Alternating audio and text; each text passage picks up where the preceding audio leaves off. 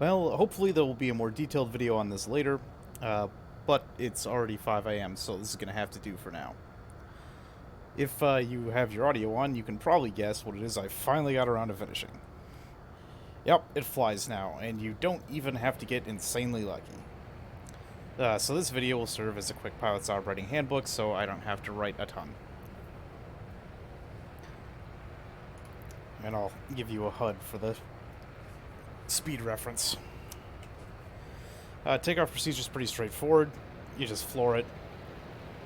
Rotor RPM comes up, positive rate gear up. And you can maintain this in vertical flight with no wind for more or less as long as you want, but I usually go to about 70, 75 knots. It starts to get harder to maintain that vertical axis. And then you pitch gradually over. When pitching over, it's important to keep the nose of the aircraft relatively close to your velocity vector. If that gets too far off, you sideload the rotor and the P factor starts to take over. It can whip you all the way around. That used to be a very delicate balance. In this version of the aircraft, it's much more reasonable. But it is still something you have to be careful of. Let me give myself a little bit of back trim just to make this a little bit smoother. It likes about that 0.05 back trim in level flight. In level flight, it is it's very rigid. It feels almost like it's on rails, and that comes primarily from the gyroscopic rigidity of the rotor disc. Having put in that trim, I can put it to basically any attitude, and it will be very inclined to stay there. It feels like it has a lot more fly-by-wire than it does. Not that it doesn't have a lot of fly-by-wire. Yeah, you can see the vertical stabilizers freaking out to deal with the P factor, and among other things. But a lot of it is the rigidity, which is pretty interesting. Anyway, in horizontal flight, it behaves basically like a normal airplane, rigidity aside. It does have a ton of yaw authority, and has perfectly even yaw authority. It's like you're playing Ace Combat. And because the wings are basically radially symmetrical, you can load them basically however you want. Tons of yaw force is fine. 45-degree angles are fine. You can do whatever you want with it, and that's pretty interesting. It's one of the more exotic things about it.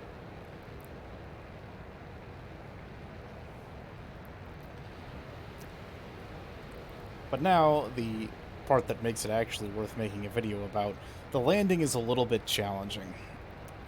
Without any sort of cyclic control for lack of Lua, and also this aircraft, the Triebflugel, as far as I know, is not designed to have any, so I wasn't going to include it in this replica anyway. The only way you can really go about a landing is by planning ahead and just trying to stick it, assuming that you're going to descend mostly vertically from the apex of your transition, which you mostly will. Even with airspeed up to about 10 knots, or wind speed up to about 10 knots, you will largely descend straight down. So you get over your landing point and pitch straight up, cut your throttle and pitch straight up. And the idea here is to get your velocity moving all the way vertical before you run out of speed, and that will give you the best transition into vertical flight. Right now we're just on a ballistic trajectory, but as we fall through 0 knots and start to descend, the aircraft will self-stabilize.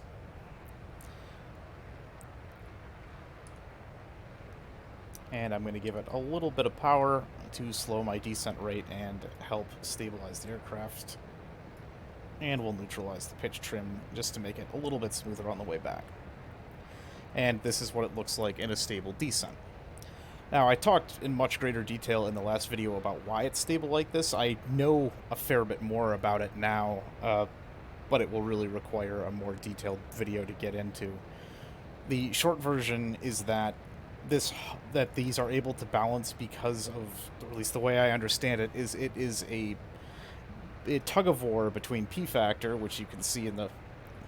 That's a wrong key. Which you can see in the rotor disc with the asymmetric lift. A tug-of-war between P factor and gyroscopic rigidity in the engine nacelles. Effectively, the aircraft forms a gyroscope, and P factor forms a righting mechanism for that gyroscope, an erection mechanism. Some other examples often use like ball bearings and that sort of thing, and gravity. in order to provide the righting mechanism, but since we have a rocket pendulum fallacy problem here, instead P factor provides our erection mechanism. At least I'm like 95% sure that's what's going on. All that to say that getting one of these to hover requires a delicate balance of how much P factor your rotors can create, which has to do with their angle of attack and the wing loading, and how heavy your jets are.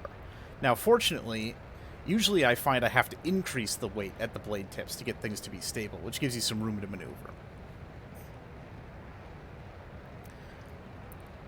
So on the way down, we have a little bit of an angle oscillation. There's not a lot you could do about that, but it slows down as you put power in.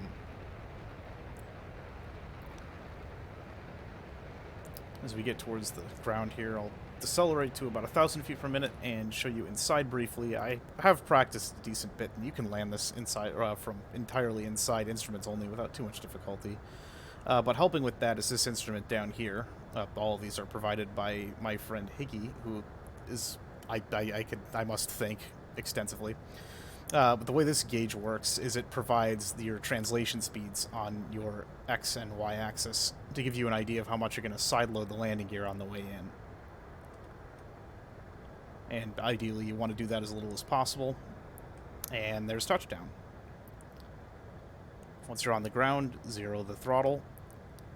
That will help bring the rotors in because they automatically feather, so we want to zero the airspeed so they settle down. And that puts us on the ground. And as you can see, we've managed to do it without breaking anything. So that is how you fly this. It's relatively straightforward, I guess, as my aircraft go. Godspeed.